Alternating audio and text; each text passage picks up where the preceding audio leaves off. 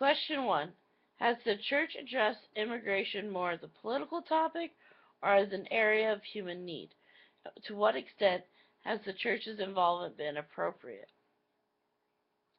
Historically, churches have been seen as a place of sanctuary where you could escape from whatever may be upon you, whether it be crime or if you're in the middle of a war and you're stuck on the enemy side, you could wait it out until you could be able to escape back to your side.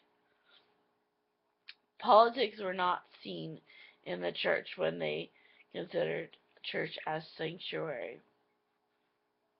But as we know in history, that has changed. Even today, many churches still help immigrants when they come to our country, whether they are coming from countries that are war-torn, been hit by natural disasters, or if they're in distress themselves.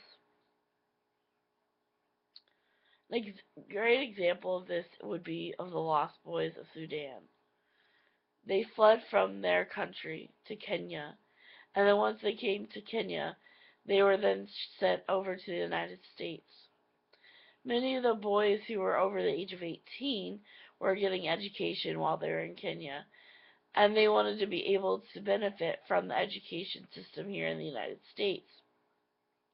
So many people helped them, one, find jobs so that they could be able to financially support themselves, find places to live for these boys, but also help them in earning their GEDs so that they can continue on in higher education.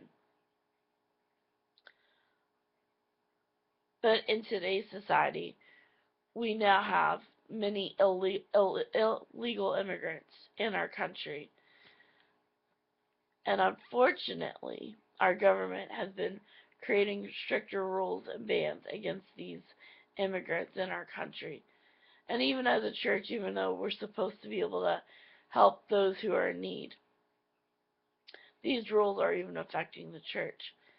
Yes, the minister may be able to be protected against some of these rulings, but there are also going to be possible members in the church that would have to report if there are illegal immigrants in the church.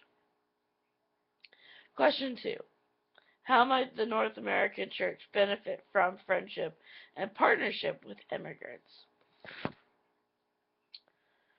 Well, with building relationships with these people, it helps, one, will help provide that person with aid in being able to help them find a place to live, giving them shelter, food, helping them find a job to get them on their feet and establish their grounds here in our country.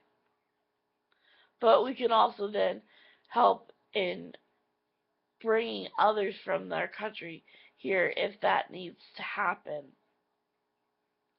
Also, the children of the church can also benefit too.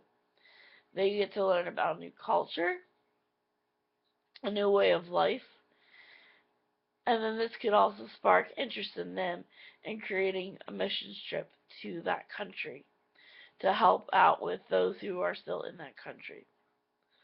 Also, it could help create a common focus for the members of that church.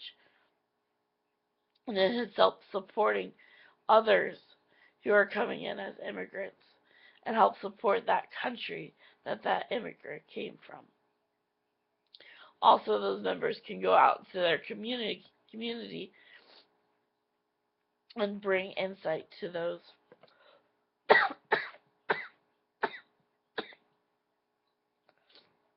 why it's important to help establish connection with immigrants.